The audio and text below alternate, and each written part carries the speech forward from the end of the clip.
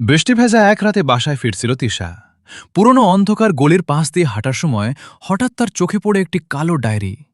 ডায়েরির কভারে শুকনো রক্তের মতো লাল দাগ লেগেছিল।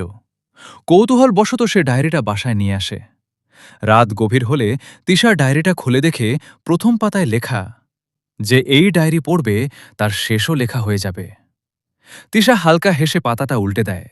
পরের পাতায় লেখা ছিল এক ভয়ঙ্কর দুর্ঘটনার কথা।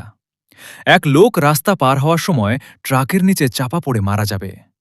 তিশা বিষয়টা গুরুত্ব দিল না, কিন্তু পরদিন সকালে খবরের কাগজ খুলতেই তার শরীর ঠান্ডা হয়ে যায়। ঠিক একইভাবে একজন লোক মারা গেছে। এটা কি শুধুই কাকতালীয়? ভয় পেলেও তিশা আবার ডায়েরি খুলে পড়ে। এবার সেখানে লেখা ছিল, এক নারী আয়নার সামনে দাঁড়িয়ে থাকবে, তারপর তার পেছনে কেউ এসে দাঁড়াবে।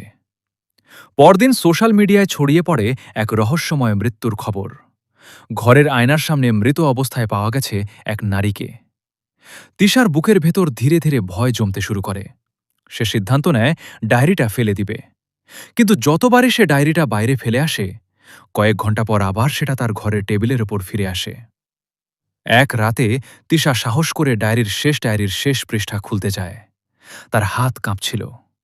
ধীরে ধীরে শেষ পাতাটা খুলতেই সেখানে লেখা দেখতে পায়, আজ রাত ৩টায় তিশা বুঝতে পারবে সে এই ঘরে একা নয়। ঠিক তখনই দেয়ালের ঘড়িতে বাজে টং টং টং। রাত ৩টা। হঠাৎ পুরো ঘরের লাইট নিভে যায়। তিশা আতঙ্কে মোবাইলের ফ্ল্যাশ চালায়, আর তখনই ঘরের অন্ধকার কোণায় একজন মানুষকে দাঁড়িয়ে থাকতে দেখে সে। লোকটার মুখ দেখা যাচ্ছিল না, শুধু তার হাতে ছিল আরেকটি রক্তমাখা ডায়েরি। লোকটা ধীরে ধীরে বলল, এখন তোমার গল্প লেখার পালা। পরদিন সকালে পুলিশ শুধু তিশার মোবাইলটা খুঁজে পায়, আর টেবিলের ওপর পড়েছিল সেই রক্তমাখা ডায়েরি। নতুন একটি পৃষ্ঠা খোলা। সেখানে লেখা ছিল, তিশা শেষ পর্যন্ত সত্যটা দেখেছিল।